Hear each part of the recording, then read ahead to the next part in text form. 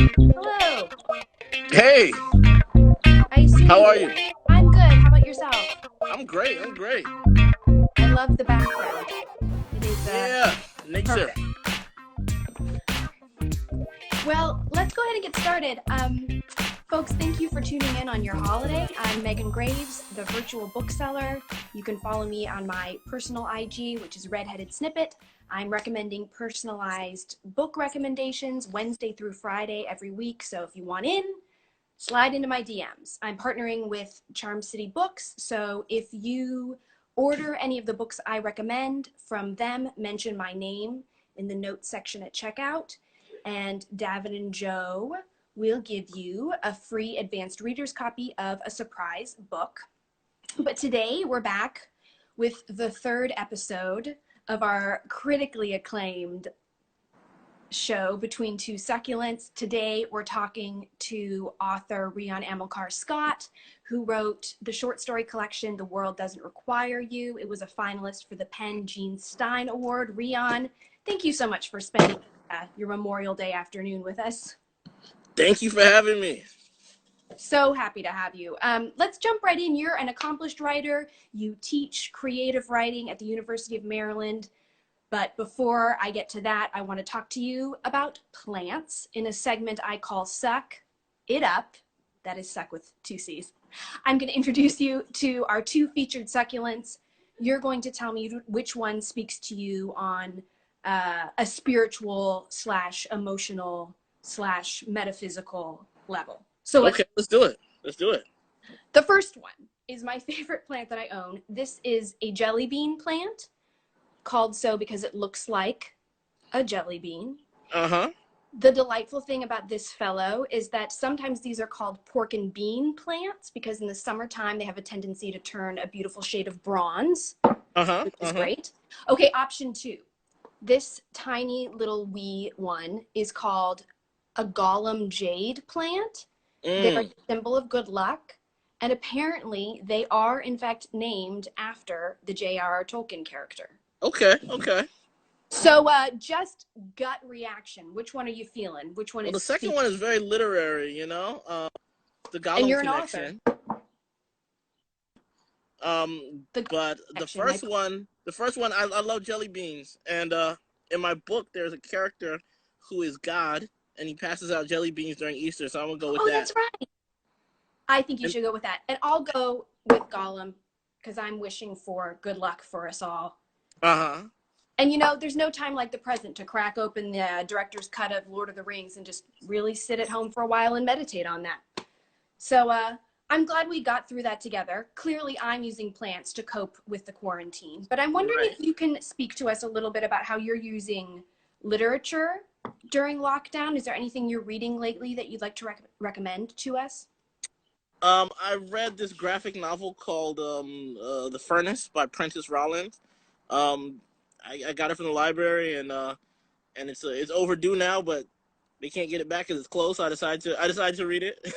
I wouldn't I would have Make to a rush it mistake. back, but it's really good. It's about a scientist who creates this he's haunted because he creates this new horrifying method of incarceration, and it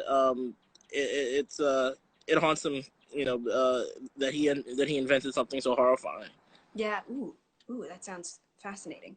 Anything that has been on your to read list that you're looking forward to getting to in quarantine? There is this. Wait, is it on the camera? I see a shape, so Oh, yes. there we go. Okay, it's called Secret Lives of Church Ladies by Disha Filah. Um, Mhm. and it looks great, so I can't wait to read it. The title sounds amazing. You had me at church ladies. So I'm curious to hear from you also, since you're such an accomplished author, but I'm wondering if there were any other field that you were to pursue if you weren't an author, what would it be? If I had the abilities, I would be some sort of physicist. I Ooh. would love to be a physicist, but I just that's not gonna happen. Only an imagination. Either that or a stand-up comedian. But again, That I feel like is achievable for you. I've seen you speak before. yeah, I hope I was funny. You were. That's why I think this is a good dual career option, especially in these times. Got to hone those skills.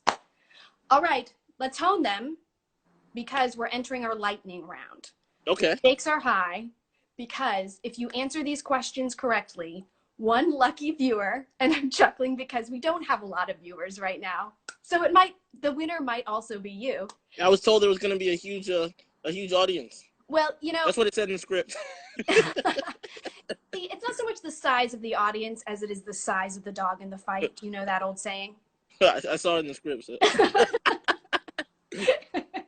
Yeah, gotta pay tribute to those jokes in the script. We are going to continue with this lightning round. Someone's going to win a Charm City Books magnet. It's very strong enough to hold up your hopes and dreams. Even okay, it's good. It's good. So, Rion, are you? I'm ready. Okay, here we go.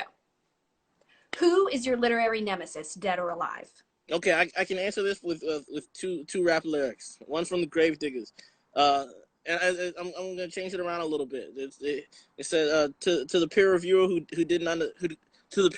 who doesn't understand the product, now look who's on top. And the other one is from Run the Jewels. I rival all your idols are my rivals. I stand on towers like Eiffels with a rifle, gunning down all your idols. So basically everybody's my rival. Everybody writing, dead or alive. All right, moving on. True or false? Be like water. Yeah, Bruce Lee says it, and it's in the Tao. Then it must be true. It's a universal law. That is correct. All right. Do you regret coming on this show? Not at all. You know, I kind of regret the outside thing because it's like a shadow over my face and I can't get the lighting right. But other than that, I'm good. You got them all correct, and I'm giving you extra credit for being outside because you're doing an artistic silhouette thing, and I'm here for it. People can Google you, go to your website to see what you look like. Everybody take a look at the sky. That's what we love. All right. And on my website, I have a haircut, and I haven't been able to do that since. So you know, it's better that way. All of us, if people just look at our professional websites and not at the videos we're doing in real time. Folks, stay tuned. We'll make an announcement about who the winner is in this space a little later. Rion, is there anything else you would like to plug or talk about while we have this time?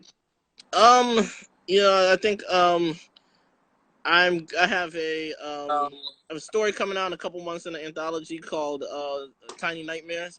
A very, very small story. And I can't wait for people to see that. Awesome. We will link to that below this video.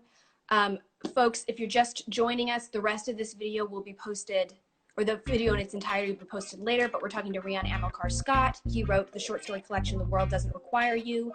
You can order it from Charm City Books. We've got plenty of copies in stock. Rion, thank you for being here with us. And by here, I do mean where you are, but with us in spirit. Thank you for having me. Peace. Awesome. Bye. Everybody stay safe. Please wear masks. Check in next week. We'll have another episode of Between Two Succulents.